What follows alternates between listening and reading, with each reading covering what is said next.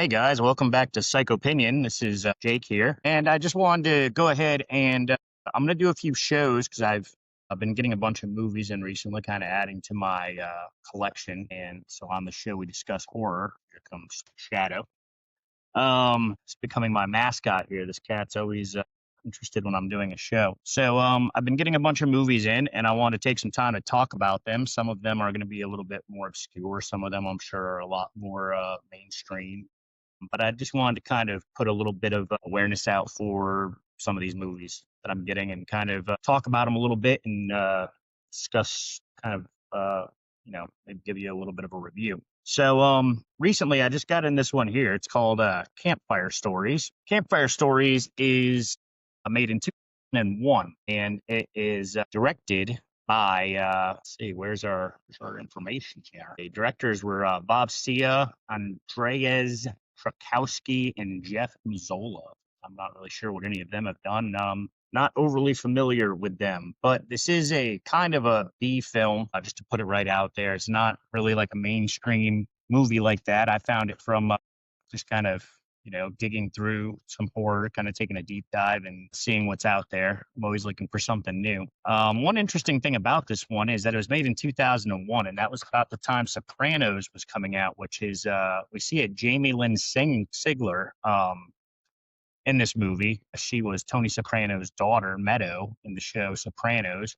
So if you like her, she's in this. And we also have a very young Charlie Day. If you guys are fans of It's Always Sunny in Philadelphia, or if you've ever seen, I don't know, he was in Horrible Bosses 1 and 2. He's been in a few things.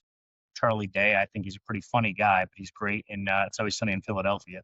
And this is 2001, so we're talking about 24 years ago. So we've got a young Charlie Day. I'm sure he's probably in his late teens, early 20s at this point, if I had to guess. So him and a friend are driving along, and they end up getting kind of stuck on the side of the road. They stop because there's a woman who's Jamie Lynn Sigler. She's about the same age as them, young 20s, late teens. Like I said, she was in Sopranos at that time, kind of in the beginning of Sopranos. And so they see her on the road and they stop, and then they end up getting a flat tire. So the answer to this is that they're going to go ahead and try to walk through the woods to see if they can get anywhere and try to find some help. So as they're walking through the woods, they come across this like almost hilariously overacted, creepy ranger in the woods. He's kind of, I don't know, a little hard to take seriously. He's just kind of a little over the top. But they run into him, and there's a campfire going on, so they all sit down, and he basically kind of not really holds them captive, but kind of makes them sit there and listen to these stories he's got. So this is an anthology movie. There's a couple of stories. I think there's 3 or 4 stories there. And if you're a fan of anthology movies, which I am, we've got stuff like Creep Show 1 and 2, and a lot of anthology shows, Tales from the Crypt, and things like that. The stories are not horribly memorable. They're not bad, but they're not like, it's definitely no Trick or Treat for sure, or anything groundbreaking. But I feel like it was kind of put together sort of just for like the love of making a horror movie. That's what it feels like, because you could kind of tell from the cinematography and stuff, it's not a major studio movie. But so they sit there, and the ranger tells them stories. The stories are really interesting. In the stories, we've got a John Hensley is in one of them. He is he's the actor that was in Nip Tuck. He was also in the movie Teeth. He played the like crappy older brother who ends up getting his member dismembered, if you will, in the movie. If you remember Teeth, great movie. Check that out if you haven't seen it. That's definitely a higher rated movie, in my opinion, than this one. But Campfire Stories, it really wasn't a bad watch, in my opinion. It did get really low scores. We've got a 3.1 in IMDb. We've got a 22% Rotten Tomatoes.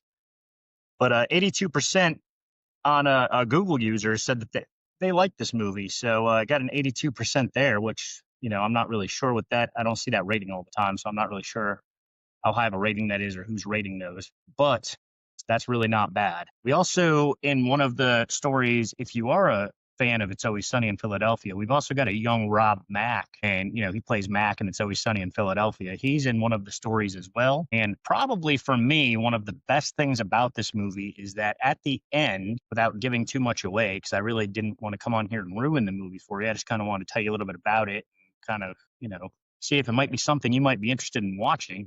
But in the end, they end up in a club, and in the club, it's the Misfits are playing, and it's actually the real Misfits. And I thought that was really cool. I'm a Misfits fan, and I love the idea of the mixture of Misfits and horror, of course, because everybody that likes the Misfits knows that that was kind of their theme, was that whole these vintage comic book horror idea, with the Fiend and everything being from the Crimson Ghost and all. So the Misfits being in it, that was really, really cool. And then it has a twist. Twist is not, it's definitely not a Shyamalan twist. You're not that surprised by the twist. But I mean, a lot of those anthology movies and a lot of those, old Tales from the Crypt and things like that from the 90s and that era, they always have that fun little interesting twist where, it turns out that, this person was dead the whole time or whatever.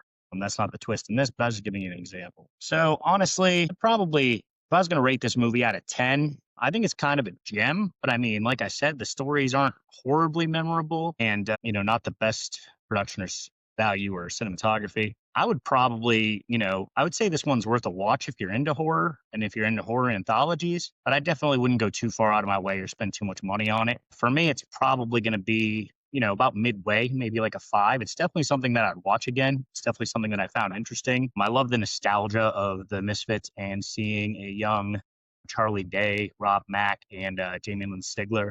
That was a lot of fun for those aspects. Honestly, if it wasn't with the Misfits and those actors in this movie, it would probably be more like a 3. But if you're a fan of those things, those actors or the Misfits, I would say it's worth a watch. And, it's probably about a 5 for me when it's all said and done. So that's Campfire Stories. Like I said, 2001.